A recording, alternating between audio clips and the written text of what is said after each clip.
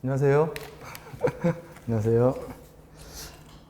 국가직 9급 그러니까 면접 준비하셔야 되는데 오늘은 그냥 전체적인 이제 뭐 특강 형태로 전반적인 면접에 대한 얘기를 좀 하려고 하고요. 그래서 아마 그 오프라인으로 지금 여기 참석하시는 분이랑 또 온라인으로 이제 영상을 보시는 분들 다 마찬가지일 텐데 그동안 필기 준비하시느라고 고생들 많이 하셨고 이제 마지막 남은 이게 이제 면접이라고 하는 거잖아요. 그래서 이게 이제 면접이라고 하는 거에 너무 긴장을 해도 안 되지만 너무 그냥 이렇게 좀 안이하게 준비해도 안 되는 최근에 면접의 이런 좀 경향들이 조금 더 좀 강화가 많이 돼가고 있고 생각보다 우수받는 친구들도 되게 많고 미흡받아가지고 떨어지는 친구들도 여러분이 생각하는 것보다 되게 많아요. 그래서 이게 또 상대적인 거거든요. 그러니까 면접관 입장에서 보면 면접을 하루에 내가 만약에 뭐 면접을 한 10명을 봤다. 그러면 그 10명을 1등부터 10등까지 쭉 순위가 매겨지는 거예요. 그래서 전체 200명이면 200명을 대상으로 전체 순위가 매겨지는 게 아니라 면접관 면접관별로 1등부터 10등, 1등부터 10등 이렇게 순위가 매겨져요. 그래서 거기에서 우수, 보통, 미흡들이 나눠지는 거거든요. 그러니까 여러분이 속한 조가 어떤 그 구성원들이 돼 있는지 내가 속한 조에 애들이 좀 똘똘한 친구들이 많아. 상대적으로 내가 좀 불리할 수 있고 그리고 반대로 좀 나는 보통 정도 했는데 나보다 못하는 친구들이 훨씬 많으면 내가 좀 더 이렇게 잘하는 걸로 보일 수도 있고 근데 그런 것들은 면접에서 뭐 내가 열심히 한다 그래서 뭐 이렇게 나만 열심히 하면 되는 거지. 뭐 면접 조가 어떻게 됐고 면접관은 누굴 만났고 이런 것들은 정말 이제 운인 거잖아요. 그러니까 그런 것들은 그냥 다 생각하지 마시고 여러분들은 그냥 이제 필기 합격했을 때 그 약간 기분 좋았던 기분들 있잖아요. 그러니까 그런 기분들을 면접장까지 그대로 끌고 가셔야 돼요. 그래서 면접관들한테도 그 이제 좀 긍정의 에너지를, 기분 좋은 에너지를 계속 이렇게 좀 주면서 소통할 수 있게 이렇게 면접을 준비하셔야 되고요. 면접이잖아요, 이게. 그러니까 면접이기 때문에 뭔가를 이렇게 외워가지고 하려고 하시면 면접의 답변은 잘한 것 같은데 면접의 결과가 썩 좋지 않아요. 이게 만약에 면접을 이렇게 볼 수 있잖아요. 문제를 쭉 주고, 그러니까 서술형으로 여러분 필기시험 공부하듯이 서술형으로 뭐 이런 상황에 공무원이 이렇게 되면 어떻게 할 것이냐를 서술하시오. 이래가지고 그걸 받아가지고 평가해가지고 면접 볼 수도 있거든요. 근데 면접이라고 하는 거를 직접 대면으로 이렇게 하는 이유는 여러분의 말하는 태도라든가 여러분의 표정이라든가 또 면접관들이 후속 질문을 했을 때 어떻게 이제 받아들이는지 이런 것들 하나하나 다 확인하는 거거든요. 그렇기 때문에 답변을 잘한다 그래서 아주 높은 점수를 받는 것도 아니고 답변을 못한다 그래서 나쁜 점수를 받는 것도 아니고 10개를 물어봤는데 10개 중에서 9개는 답변을 정말 잘했어. 근데 1개 답변을 정말 못해가지고 오히려 미흡받아가지고 떨어지는 친구들도 있고요. 그 반대로 그냥 다 답변, 그냥 일반적인 답변을 했는데 1-2개 답변을 정말 잘해가지고 우수를 받고 합격하는 경우도 있어요. 그렇기 때문에 면접은 A부터 Z까지 그 30분 정도 면접이 진행이 되는데 그 30분 동안 정신줄을 놓으시면 안 돼. 처음부터 집중하셔야 되고 답변 하나하나가 이게 내 마지막 답변이다 라고 하는 자세로 정말 진솔하게 얘기하셔야 되고 끝까지 뭔가 하려고 하는 의지를 보이셔야 돼요. 대충대충 얘기하고 넘어가면 안 된다는 거예요. 자, 그래서 오늘은 전체적인 좀 약간 뭐 오리엔테이션 개념으로 면접에 대한 소개를 하고 또 중요한 키포인트 중심으로 설명을 드리려고 하고요. 면접이 최근에 공무원 면접, 특히 이제 이 국가직 9급 면접 같은 경우에 보면 되게 정형화됐어요. 그러니까 과거에 비해서 훨씬 더 문제 아예 질문이라든가 또 이런 이 프로세스들이 되게 정형화돼 가지고 면접 준비하실 때는 훨씬 더 수월해졌어요. 과거에는 막 예상치 못한 질문들도 막 하고 이랬던 거라면 지금은 아예 문제가 공개되어 있잖아요.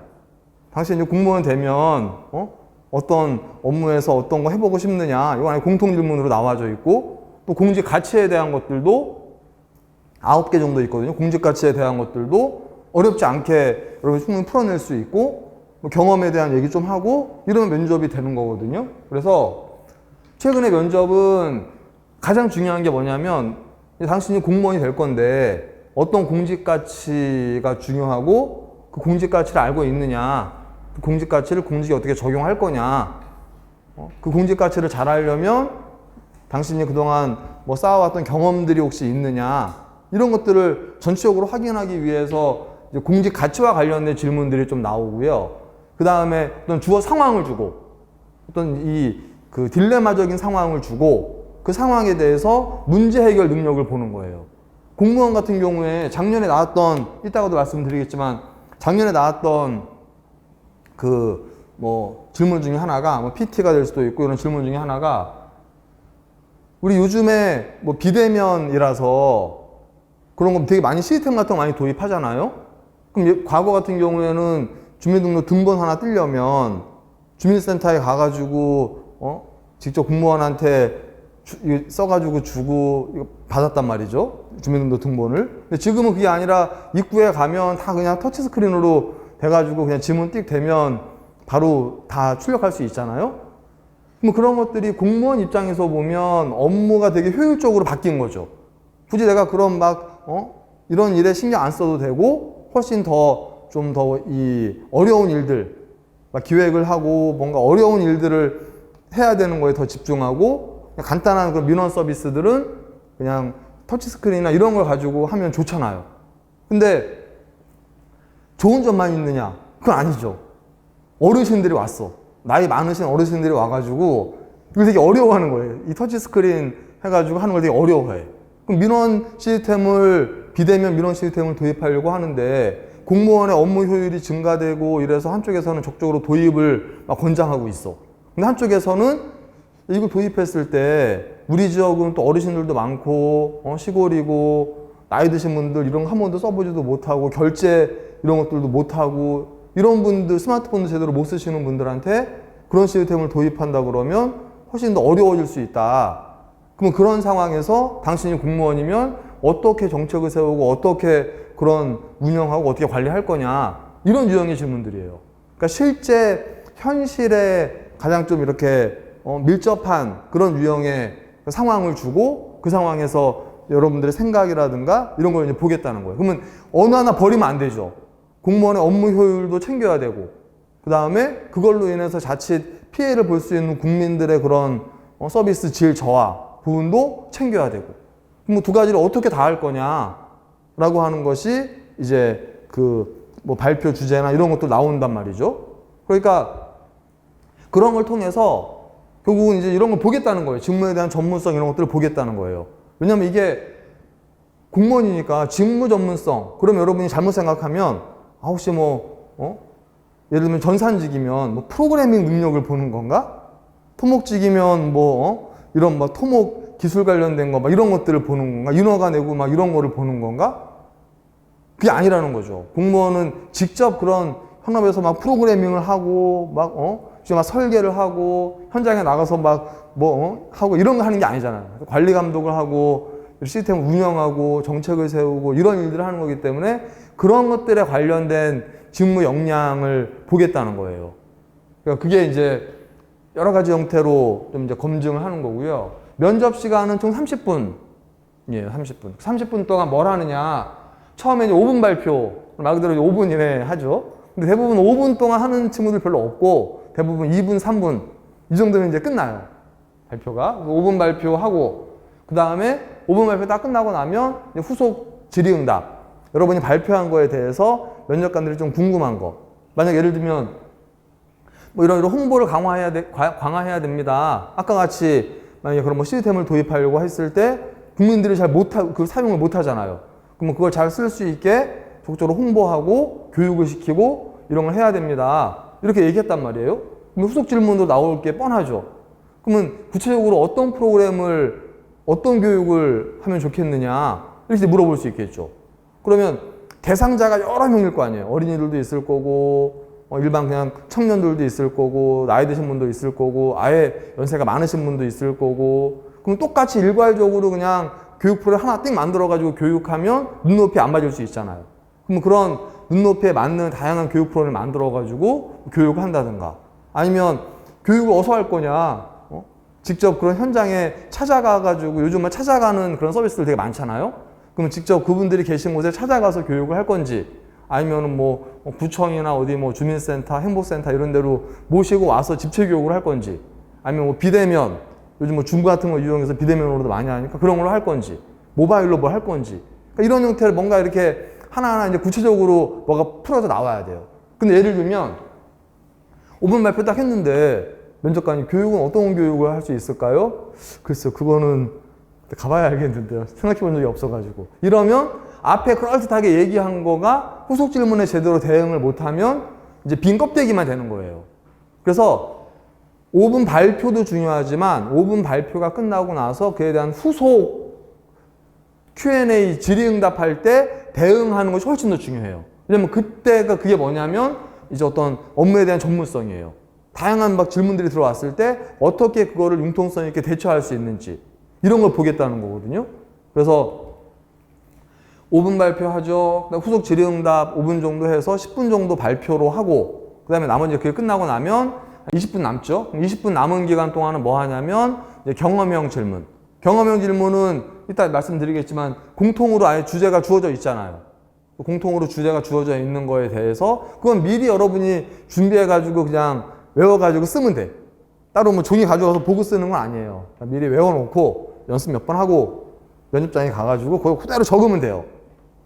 그게 이제 공통 경험형 질문이 하나 나오고, 그 다음에 상황형 질문들은 직렬에 맞게 직렬별로 이제 여러 가지 질문들을 이제 한다는 거죠. 그래서 그런 형태의 이 면접 구성으로 평가를 하게 되고요. 면접은 이렇게 진행돼요. 처음에 가면 경험이랑 상황형 면접 과제를 20분 동안 작성을 하고요, 여러분들이. 그 다음에 이제 평정표 2매를 작성한다는 건 면접관이 2분이라는 거예요. 면접관 2분이 앉아 계시고 여러분들 가운데 앉아가지고 면접을 보면 되고요. 그 다음에 처음에 가시면 아마 작년 같은 경우에 저기 어디죠? 킨텍스 거기서 면접했는데, 올해는 뭐 좀 장소도 봐야겠지만, 그래서 뭐 출석 확인하고 이제 응시 교육 같은 거 하고, 그 다음에 경험 상황형 면접 과제 20분 동안 그냥 이제 종이 주고 작성하게 하고, 그거 내가 가지고 들어가는 거예요.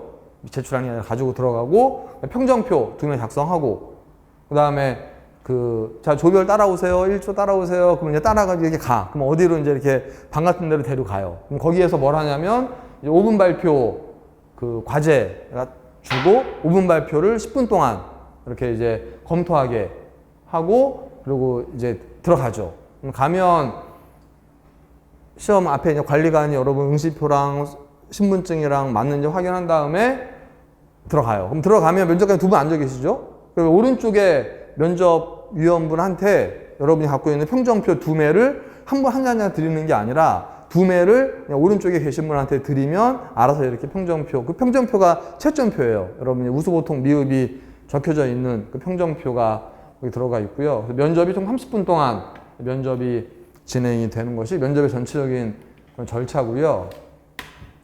그래서 뭐 이렇게 이제 진행하는 거예요. 응시자 대기장에서 있다가 과제 검토하고, 그 다음에 10분 동안 발표할 거 작성하고, 면접장 가서 면접 이렇게 보면 되는 형태로 되어져 있고요.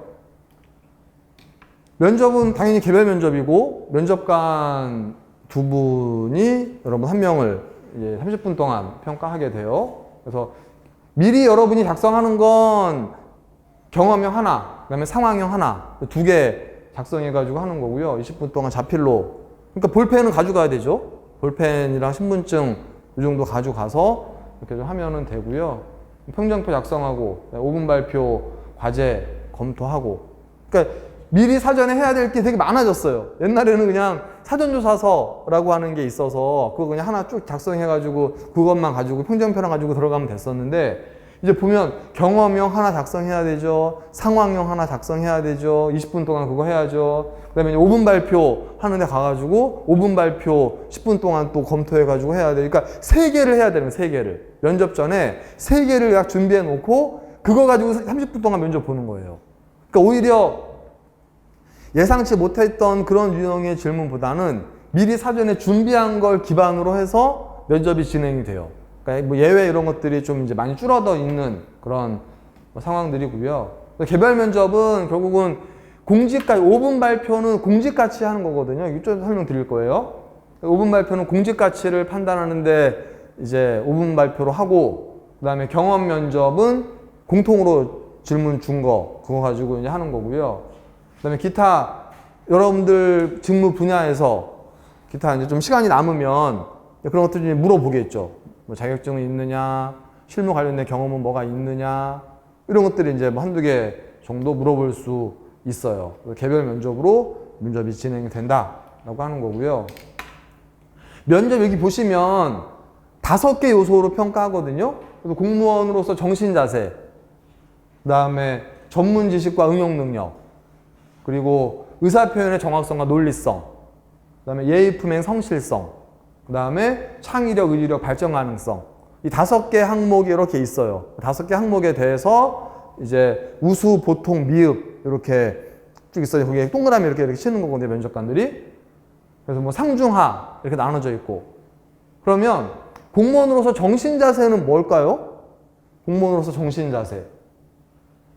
예를 들면 상사가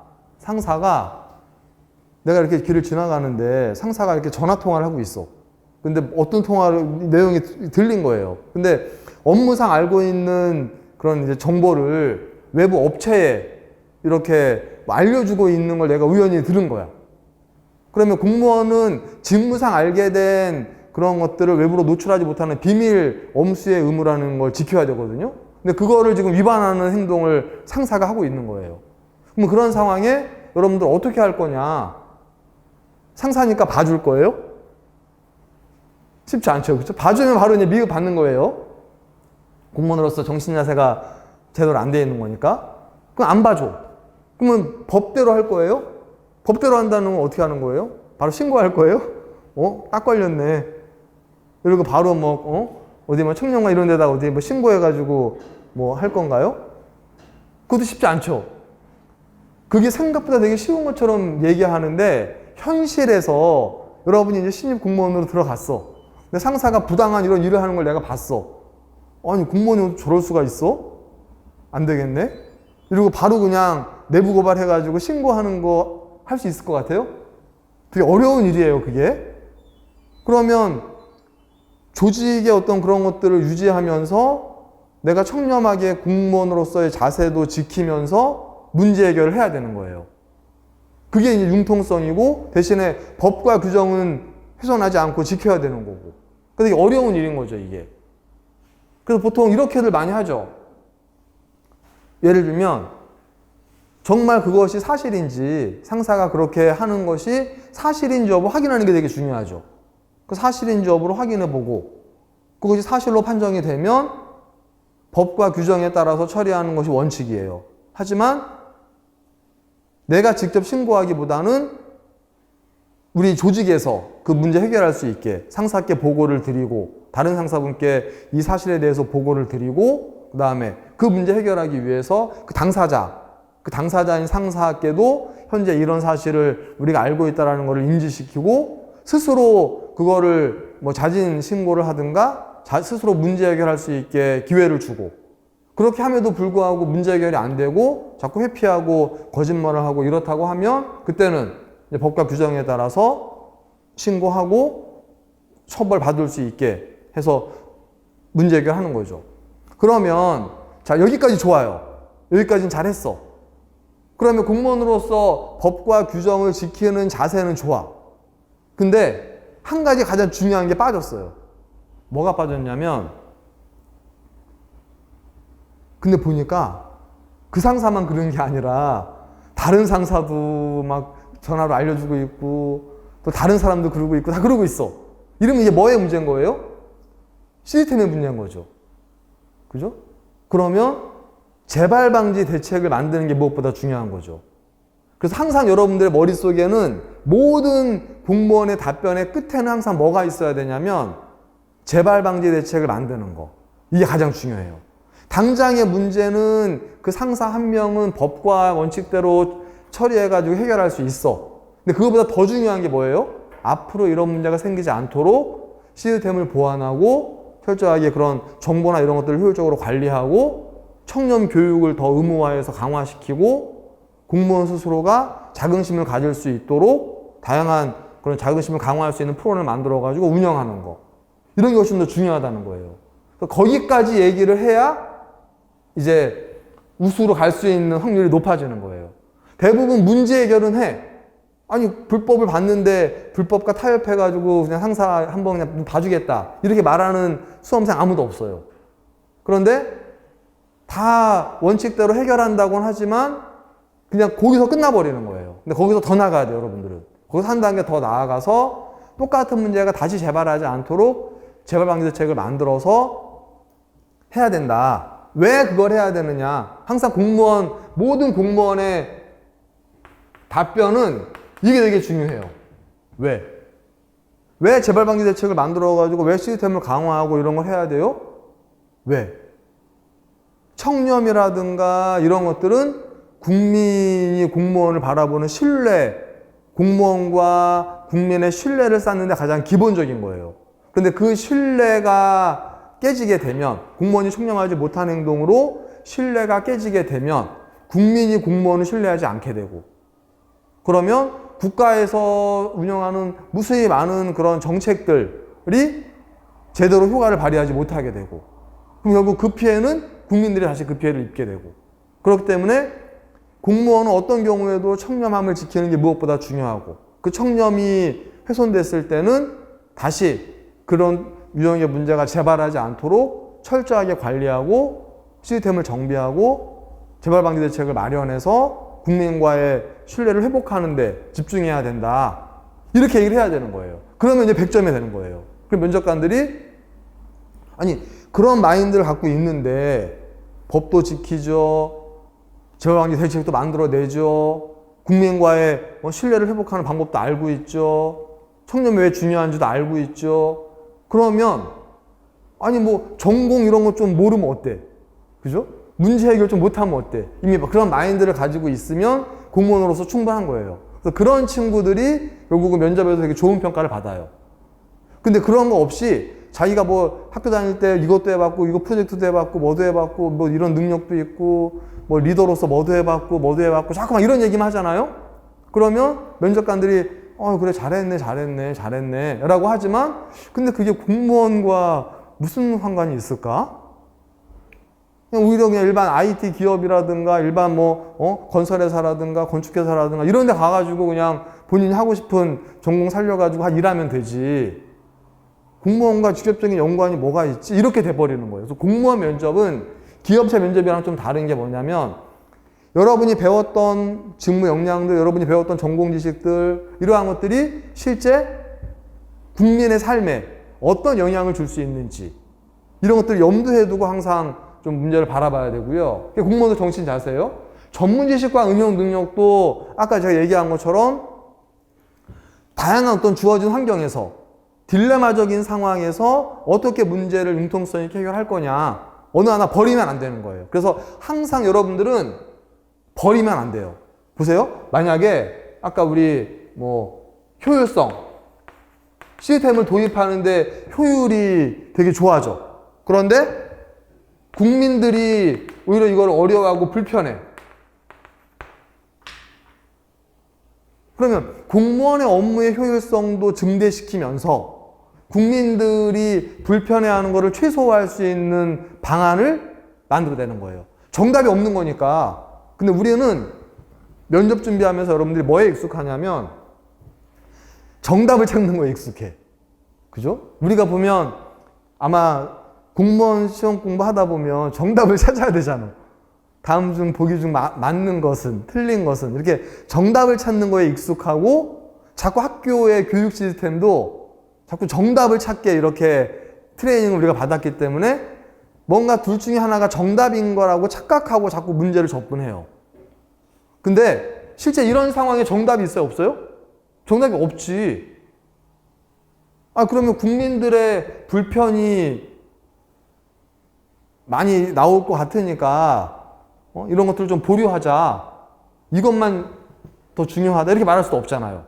그렇다고 그냥 공무원의 업무의 효율성이 중요하다. 이것만 얘기할 수도 없고.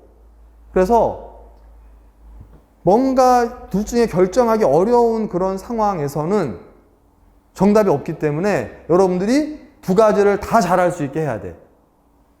그러면 시스템을 적극적으로 도입해서 공무원들의 어떤 업무의 효율성을 증대시키는 것은 결국은 민원의 질을 향상시킬 수 있는 거고, 최근에 이런 비대면 트렌드에도 맞기 때문에 적극적으로 도입해가지고 업무의 효율성을 증대시켜야 된다.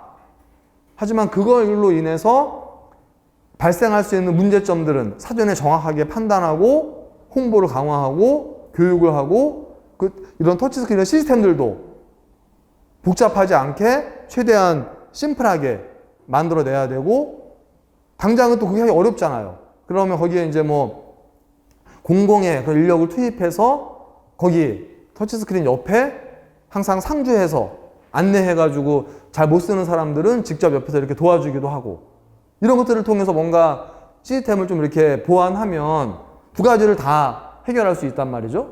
그러니까 정답을 찾으려고 하지 말고 이 두 가지를 어떻게 하면 다 잘할 수 있을까? 좋은 점은 더 강화시키면 되는 거고, 문제가 되는 건 해결 방안을 제시해서 보완하면 되는 거예요. 그러니까 그런 방안으로 자꾸 이렇게 접근해가지고 좀 여러분들 그런 모습을 보이면, 공무원은 뭔가 A와 B 중에 A를 결정해서 일을 추진하기보다는 조정자 역할이거든요. 여러 가지 이해가 충돌되는 상황에서 예산을 받았어. 그러면 그 예산을 효율적으로 어떻게 분배하고 어떻게 관리하고 어떻게 쓸 거냐, 이런 질문 되게 많이 하거든요, 면접에서. 그렇기 때문에 어느 하나 버리기보다는 등장인물들을 다 배려해가지고 정책을 세우고 운영할 수 있게, 그런 방법으로 좀 접근해서 얘기하는 게 좀 필요하고요. 의사표현의 정확성과 논리성은 5분 발표하잖아. 5분 발표하면 어떤 사람은 5분 발표하는데 두서없이 해, 그냥. 자, 발표 시작하시죠. 네. 저는 이런 상황에서 이렇게 하면 좋을 것 같은데요. 제 경험에서는 이러면서 막 그냥 두서없이 막 이렇게 얘기하는 친구가 있고, 어떤 친구는 5분 발표 시작하세요. 이거 발표잖아요. 그러면 안녕하십니까. 지금부터 땡땡 주제에 대한 저희 5분 발표를 시작하겠습니다. 발표 구성은 뭐 서론, 본론, 결론으로 말씀드리겠습니다. 저는 서론입니다. 현 상황은 이런 상황이기 때문에 이런 문제점들을 가지고 있습니다. 다음은 이 문제에 대한 해결 방안을 본론으로 말씀드리겠습니다. 본론은 크게, 해결 방안은 크게 세 가지로 말씀드리겠습니다. 뭐 첫째, 둘째, 셋째. 자, 다음은 결론입니다. 그리고 마지막, 제가 공무원이 된다면 이런 딜레마적인 상황에서 공무원으로서 공정하고 책임감을 가지고 일 처리해 나가도록 하겠습니다. 이상으로 저의 5분 발표를 마치도록 하겠습니다. 들어주셔서 감사합니다. 이렇게 얘기하면 뭔가 다르죠? 내용이 중요한 게 아니라, 그래서 내용보다도 뭐가 더 중요한 거냐면, 이런 발표를 할 때는 발표의 구성.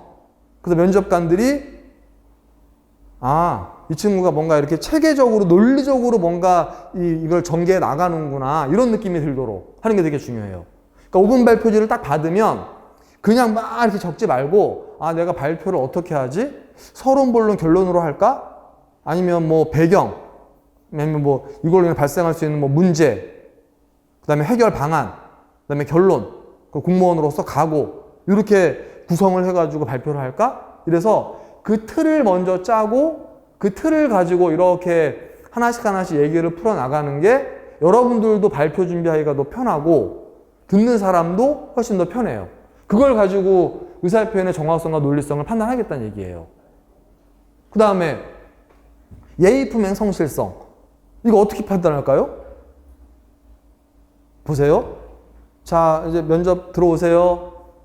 그냥 들어가가지고 인사도 안 하고 들어가서 그냥 평정표 면접관한테 드리고, 앉으라고도 안 했는데 자리에 앉아가지고 손 그냥 이렇게 하고, 자, 시작하시죠. 인사도 제대로 안 하고, 끝난 다음에 예, 나가셔도 됩니다. 예. 이러고 나가고 되게 예의가 없죠. 그죠?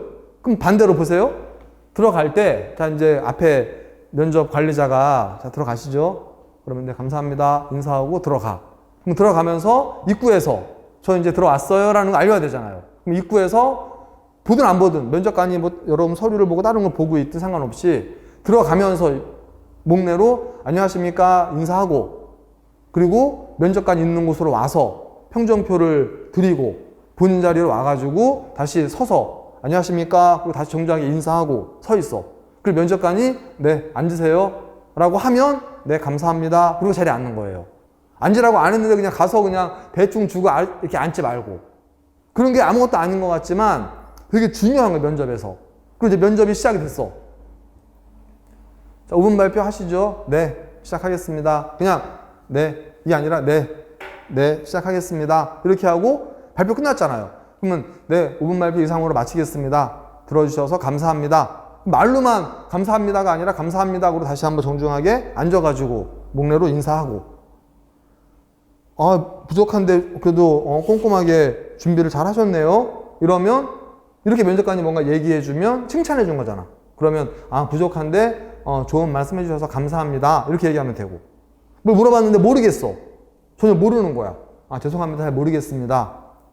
그럼 면접관이 아 이거는 이런 제도예요 라고 알려줬어. 그러면 아 네 제가 모르는 것을 알려주셔서 감사합니다 이러고 또 인사하고. 인사하기 되게 많죠. 조금 아는 거 이렇게 해주면 겸손하게 좋게 봐주셔서 감사하다고 얘기하면 되고 모르는 거 알려주면 모르는 거 알려줬으니까 또 감사하다 그러면 되고 그리고 다 이제 끝났어. 자 이제 뭐 나가셔도 됩니다. 그러면 네 감사합니다. 그리고 일어나서 다시 일어나서 그냥 나가지 말고 일어나서 정중하게 처음에 들어올 때 서서 인사한 것처럼 다시 일어나서 그 자리에 서가지고 정중하게 감사합니다 인사하고 나가면서 문 앞에서 다시 한번 목례만 하고 그러고 나가는 거예요. 인사를 엄청 많이 해 생각보다. 근데 어떤 친구는 인사한 기억이 없어. 인사 안 했다는 거예요. 그런 것들이 되게 중요한 부분이에요. 그래서 예의품행 성실성은 그런 걸 가지고 판단하는 거고요. 또 하나는 면접관이 질문도 안 끝났는데 답변을 하고 있어. 면접관이 질문하는 중인데 그냥 질문 끝나기도 전에 막 얘기하는 친구들이 있어요. 되게 예의가 없는 거예요. 배려도 안 하는 거고. 그러니까 면접관의 질문 말이 끝나면 잠깐 한 1분, 한 1, 2초 정도 쉬었다가 그러고 나서 면접관한테 이제 답변하는 거예요. 면접관이 반박할 수 있어요. 그죠? 아니, 그런 게, 그게 그거예요? 맞다고 생각하세요? 저는 그게 좀 아닌 것 같은데요? 반박할 수 있죠. 그러면 정답이 없는 거에 대해서 반박을 했을 때는 아, 네. 면접관님께서 말씀하신 부분도 당연히 이해가 되고 충분히 그럴 수 있다고 생각합니다. 하지만 제가 이렇게 말씀드렸던 이유는 이런 이유 때문에 저는 이렇게 말씀을 드렸습니다. 만약에 실제 그런 상황이 생긴다면 면접관님께서 말씀하신 그런 다양한 의견도 수렴해서 바른 그런 공정하고 책임 있는 그런 정책을 해 나가도록 하겠습니다. 이렇게 얘기하는 거예요. 이게 뭐냐면 상대방이 뭔가 다른 의견을 얘기했을 때 그거를 반박하지 않고 뭔가 수렴하는 듯한 태도를 보여주는 거. 이게 되게 중요한 거예요. 그런데 여러분들은 특히 지원자들이 가장 놓치는 게 뭐냐면 이게 내가 뭔가 틀리면 안 될 것 같은 거야. 그러니까 되게 자기 주장을 강하게 막 얘기를 해버려요. 그러면 공무원은 이게 의견을 수렴하고 뭔가 조정하고 이런 역할을 해야 되는데 민원인이 와가지고 나랑 안 맞는 거 막 얘기한다고 해서 내 주장만 얘기하면 안 되잖아요.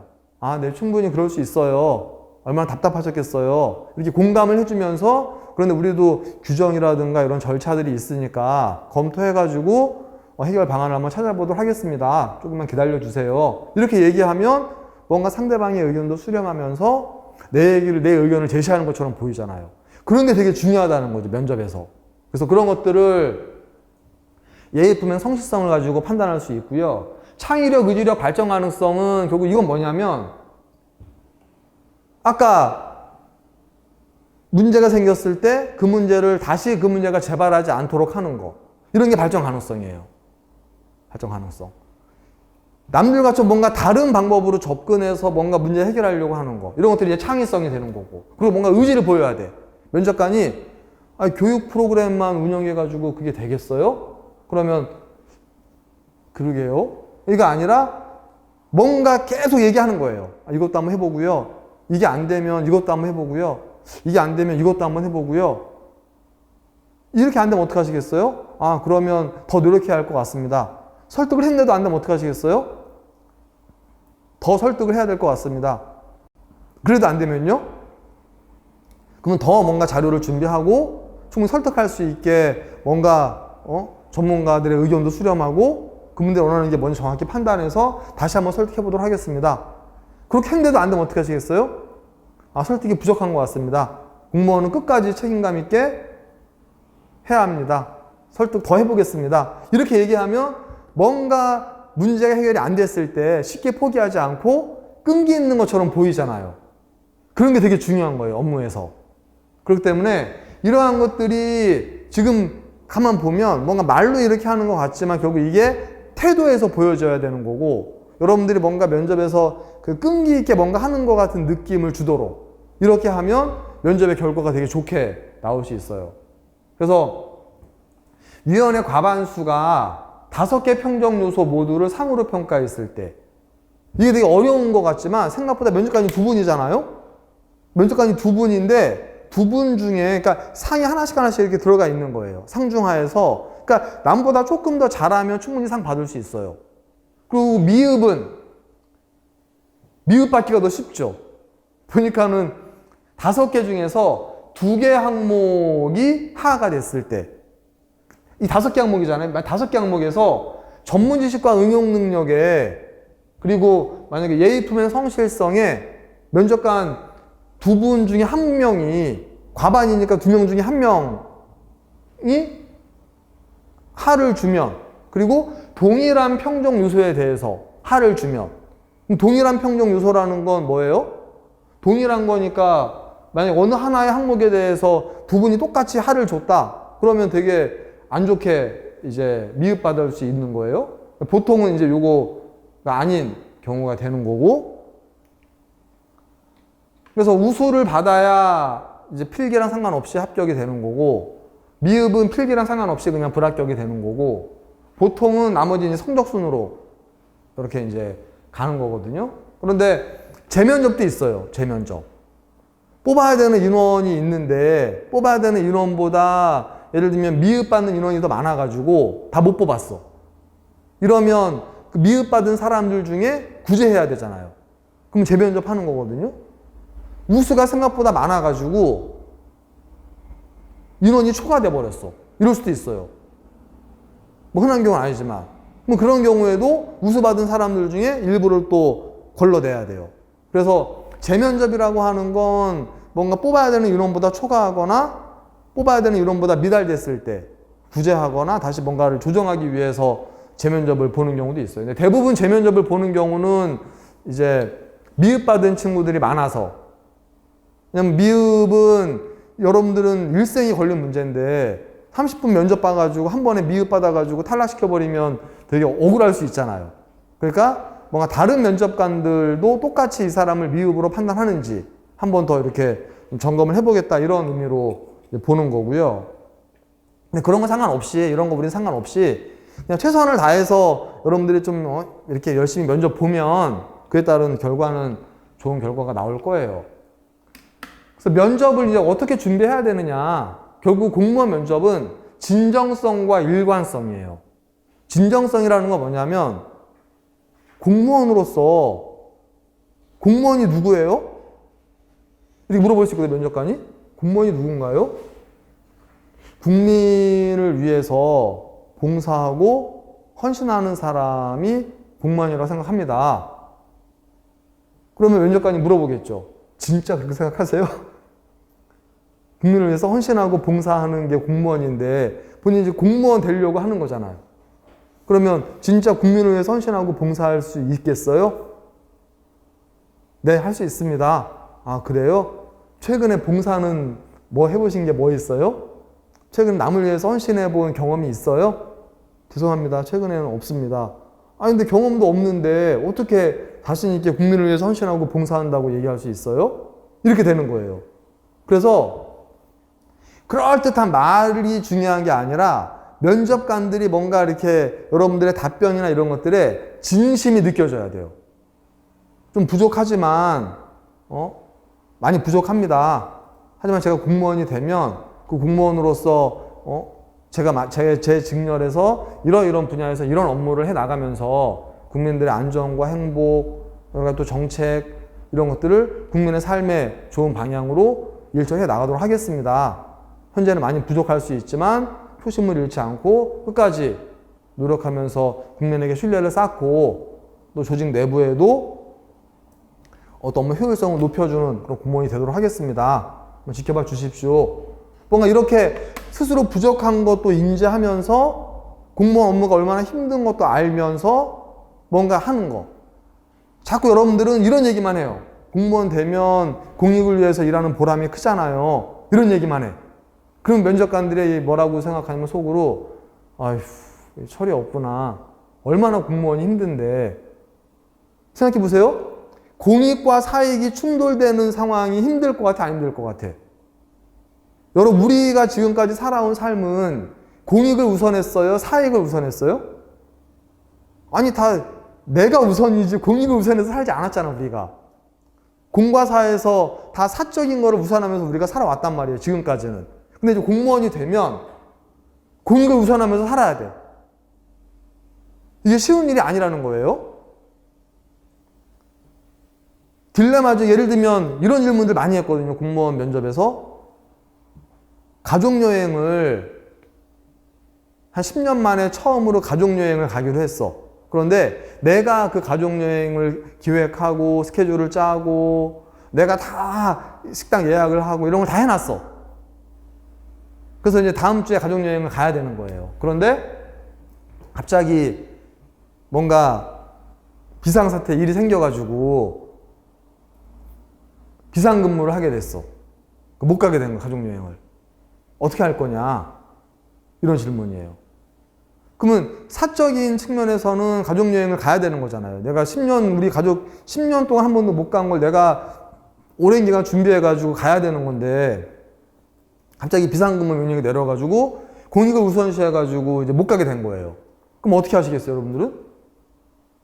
제가 분명히 뭐라 그랬냐면 뭔가 두 개가 충돌됐을 때 어느 하나라도 버리면 안 된다 그랬죠. 그런데 여러분들은 너무나 쉽게 공무원이니까 공익을 우선시해야 됩니다. 당연히 가족여행 그냥 취소하고 비상근무 하겠습니다. 이렇게만 얘기하면 뭔가 공무원으로서 되게 완벽한 것처럼 보이지만 그러면 가족은 어떻게 할 거야? 그죠? 그렇기 때문에 자 보세요. 그럼 이런 상황에서 원칙은 뭐겠어? 원칙은 당연히 공무원은 공익과 사익이 충돌되는 상황에서는 공익을 우선시하면서 공익생활을 하는 것이 당연한 겁니다. 그렇기 때문에 당연히 비상근무하는 것이 당연히 해야 되는 일입니다. 하지만 제가 준비했고 제가 다 만들어 놨던 그런 여행 일정도 쉽게 포기하기 어렵습니다. 그렇기 때문에 짧은 시간이 많이 없지만 그런 여행 스케줄 이런 것들을 빨리 다른 사람한테 알려주고 다시 한번 여행 일정을 점검하고 제가 못 가는 부분들을 빠르게 뭔가 해결할 수 있게 도움을 주고 그리고 항상 결론은 뭐라고 제가 말씀드렸냐면 재발 방지 대책을 만들어야 된다고 그랬죠. 공무원은 언제든지 그런 문제 생길 수 있어. 언제든지. 그러니까 공무원이 되면 언제든지 그런 상황이 생길 수 있기 때문에 재발 방지 대책을 만들어야 됩니다. 그러니까 앞으로는 내가 뭔가 책임지고 뭔가 하더라도 내가 못 갈 수 있잖아요. 공익을 우선시해야 되기 때문에. 그러면 그런 것들이 예상이 되잖아. 그럼 앞으로의 그런 어떤 여행이나 이런 것들은 제가 책임지고 하되 제가 못 갈 상황을 대비해서 언제든지 백업으로 다른 식구 누구에게 같이 준비해서 제가 못 갈 상황을 대비하도록 하겠습니다. 이렇게 얘기를 하면 공익을 우선시하는 모습도 보이면서 가정의 이런 여행도 지키고 생겼을 때 재발 방지 대책도 할 수 있죠. 그러니까 이거를 어느 하나 버리지 말고 다 챙기되 뭘 더 우선시하는, 공익을 우선시하는 모습을 보여주는 거. 이게 공무원으로서 되게 중요한 부분이에요. 그래서 그렇게 면접을 보면 그게 진정성인 거거든요. 그런데 가족은 이제 안중에도 없어. 공무원이니까 공무원만 중요해. 이러면 면접관이 속으로 뭐라 그러냐면, 아니, 자기 가족도 그렇게 하나 못 지키는 사람이, 가족의 약속도 그렇게 쉽게 포기하는 사람이 어떻게 국민과의 약속을 지키며 어떻게 그 어려운 공익을 실천할 수 있을까? 이건 그냥 립서비스구나. 이렇게 생각한다는 거예요. 그리고 그러면 내가 희생한 거잖아. 그죠? 가족을 희생해가지고 내가 공익을 우선시 한 거기 때문에 희생을 했다고 생각해. 그럼 희생을 했으니까 그게 뭐가 따라야 돼? 희생에는 보상이 따라야지. 희생에는 보상이 따라야 되는데 보상은커녕 맨날 이런 스트레스만 받고 이러면 이제 뭐가 생기는 거예요? 보상 심리가 생기는 거예요. 내가 이러려고 공무원 했나? 이렇게 돼버리는 거예요. 그러면 자긍심이고 뭐고 없어져 버리게 되고 인사청탁이나 뭐 부정청탁, 뇌물수수 이런 거에 쉽게 빠질 수 있다는 거예요. 그렇기 때문에 그런 것들로부터 내가 자유롭게 공익을 우선시 하려면 당연히 공익적인 삶의 가치를 당연히 중요시하되 사적인 그런 관계들, 개인적인 관계들 이런 것들도 다 챙기면서 뭔가 공익생활 잘할 수 있게 이런 모습을 보여주는 것이 훨씬 더 공무원으로서 균형성 있는 모습을 보여주는 거예요. 그런 태도를 취하는 게 중요하고요. 일관성은 말을 쉽게 바꾸면 안 돼요. 말을. A가 좋아요? B가 좋아요? 좀 더 구체적으로 개발을 할 거예요? 보존할 거예요? 어느 지역에 관광지가 있는데 이 관광지에 케이블카를 만들려고 하는데 지역 주민들은 케이블카 만들어서 많은 관광객들이 오는 거를 찬성해. 우리 지역 발전에 도움이 되니까. 그래서 케이블을 놔달라 그래. 그런데 환경단체나 다른 민간이나 협회나 이런 데에서는 환경이 훼손되기 때문에 반대하고 있어요. 그럼 한쪽에서는 개발해야 된다, 한쪽에서는 자연 보존해야 된다. 개발과 보존이 충돌되는 상황이에요. 당신이 담당 주무관이야. 어떻게 하실 거예요? 그럼 처음에는 당연히 환경 보존 중요합니다. 우리 미래 후손에게 환경도 유산으로 물려주는 것이 매우 중요합니다. 하지만 더 중요한 건 현재 지역 주민들의 지역 경제를 활성화시키는 것도 특히 최근 코로나같이 이런 경제가 위축된 상황에서는 경제 활성화를 통해서 우리 국민의 삶을 더 좋게 만들어주는 게 더 중요합니다. 케이블카를 적극적으로 도입하도록 하겠습니다. 근데 이걸 도입했을 때 발생하는 환경 문제는 최근에 여러 가지 친환경적인 공법들도 많이 나와 있고 환경을 최소화하면서 개발해 나간다면 그런 우려들을 줄여나갈 수 있겠습니다. 그리고 운영하면서도 환경의 요소들은 지속적으로 관리해 나가면서 하겠습니다. 이렇게 말하면 된단 말이죠. 그렇게 내가 결론을 내려가지고 나는 개발을 하는 쪽으로 얘기했어. 근데 면접관이 충분히 그거 좋은데 개발하는 거 좋은데 환경에 이런 피해들이 최근에 많이 보고되고 있고 그걸로 인해서 막 갈등도 생기고 사업이 취소되는 경우도 있고 그래서 제 생각에는 그냥 보존하는 게 더 좋을 것 같은데 어떻게 생각하세요? 다시 여러분의 답변에 반박한 거야. 그러니까 듣고 보니까 그거 맞는 것 같아.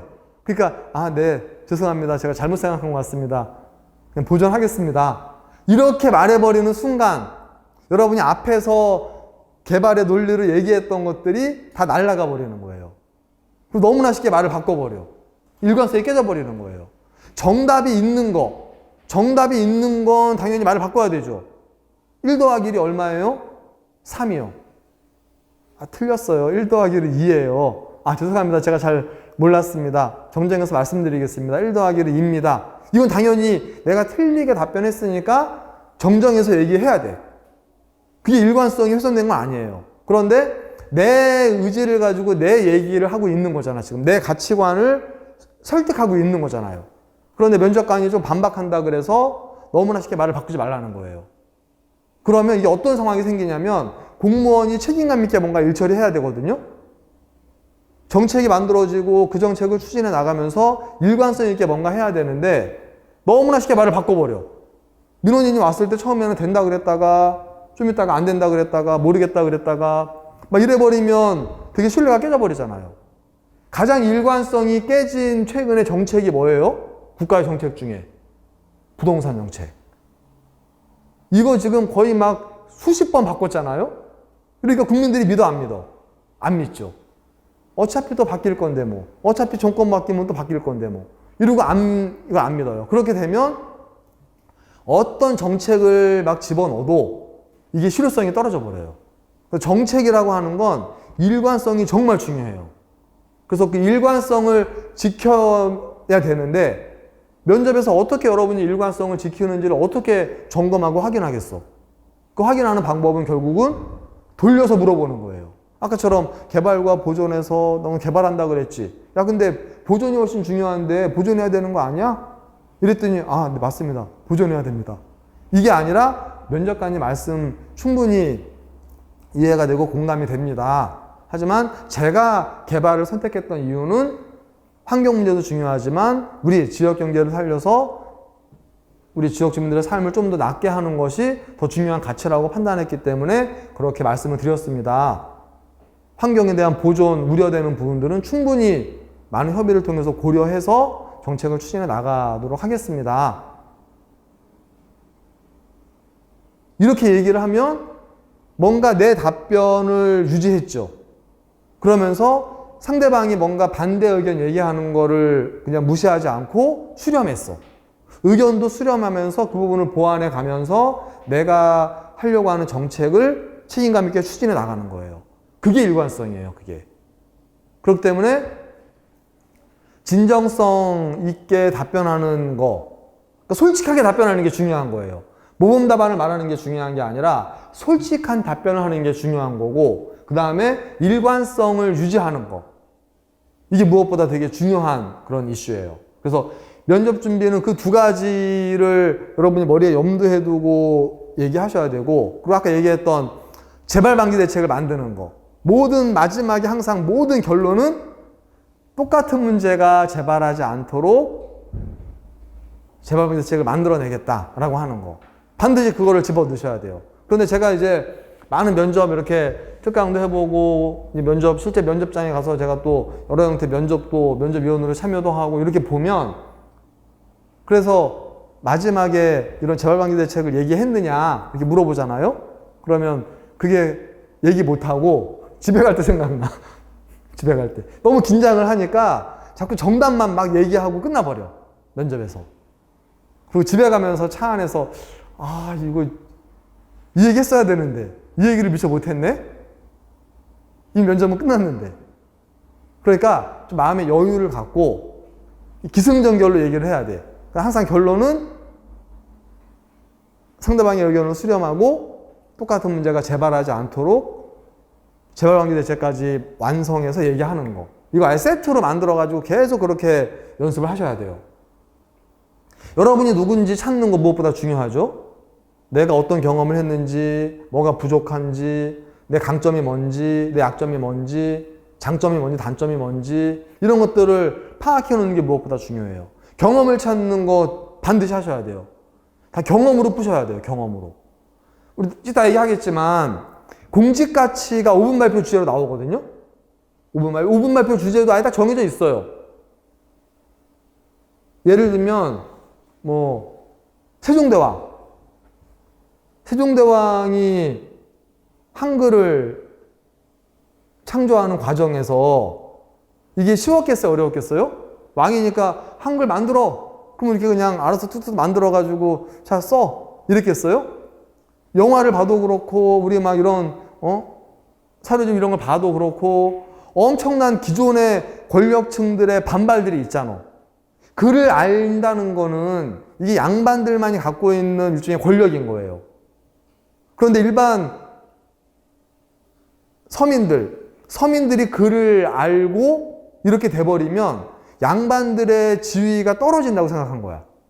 이러니까 되게 반대를 했단 말이죠. 그런데 세종대왕은 그럼에도 불구하고, 그런 엄청난 반발임에도 불구하고 그걸 계속 추진해가지고 쓰게 했단 말이죠. 그러면 그러한 어떤 시나리오를 딱 주고, 이게 공무원으로서 어떤 공직가치야? 이게 5분 발표 주제예요. 근데 그 발표 주제를 내 마음대로 막 얘기하는 게 아니라 이따가 다시 말씀드리겠지만 여기에 보시면 여기 보면 이렇게 있죠. 공직가치만 잠깐 보면 국가관이 있어. 애국심, 민주성, 다양성. 공직관에는 책임감, 투명성, 공정성. 윤리관에는 청렴, 공익, 도덕성. 요 9개가 공직가치거든요. 그럼 여러분이 딱 들어보고 세종대왕이 한글을 만들 때 이렇게 했단 말이에요. 그러면 이거는 이 중에 어디에 해당이 되는 걸까? 이런 거예요. 어디에 해당이 되는 거지? 애국심.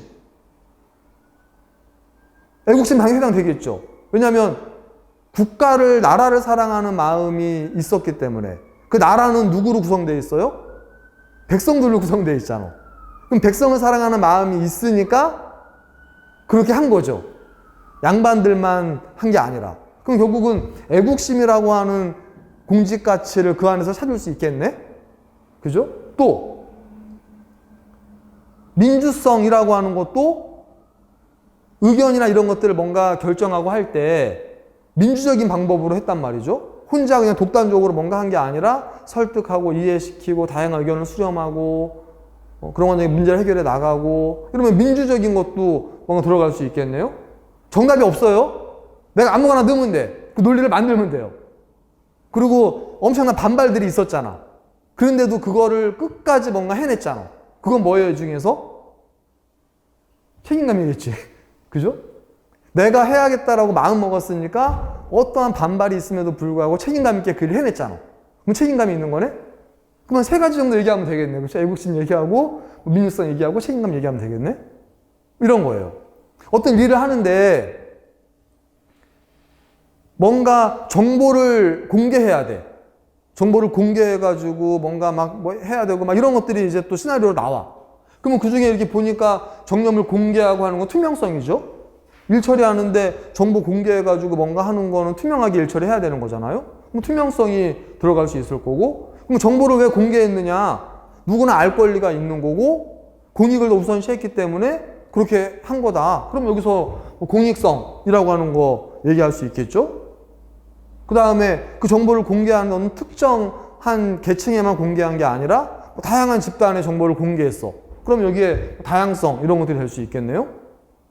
그러니까 이게 시나리오를 이렇게 들여다보면 그 안에 다 답이 보여, 이렇게.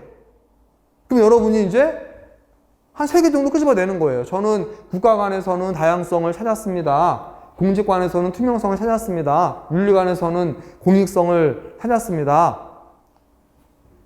다양성이라고 하는 것은 이러이러한 것입니다. 투명성은 이러이러한 것을 투명성이라고 저는 생각합니다. 공익성은 공무원으로서 이러이러한 것들을 지켜나가서 것이 공익성입니다. 제가 직장 다니면서, 아르바이트 하면서, 학교 다니면서 저의 그런 투명하게 일 처리했던 경험을 가지고 있습니다. 그리고 간단하게 내 경험을 얘기하는 거예요. 그러면서 투명하게 일 처리했을 때 신뢰를 얻을 수 있었고 좋은 성과를 냈던 경험을 가지고 있습니다. 결론입니다. 공무원이 된다면 이런 공직가치를 늘 상기시키면서 저의 경험을 바탕으로 충실하게 일 처리를 하도록 하겠습니다. 이렇게 얘기하려면 여기에 나와 있는 지금 공직가치들은 이미 우리가 이제 뭐 준비하면 충분히 어렵지 않게 다 여러분들이 이해할 수 있는 것들이고, 그런데 그 뒤에 뭔가 좀 살을 붙여가지고 내가 뭔가 더 풍성하게 5분 발표니까 5분은 얘기 못하더라도 3분, 4분 얘기하려면 뒤에 짤막하게 내 경험을 하나 정도 넣어가지고 얘기를 하면 이게 이제 완성이 되는 거예요. 근데 경험이 없으면 추상적인 얘기만 하고 끝나버려. 그래서 경험을 찾는 게 되게 중요하다는 거예요.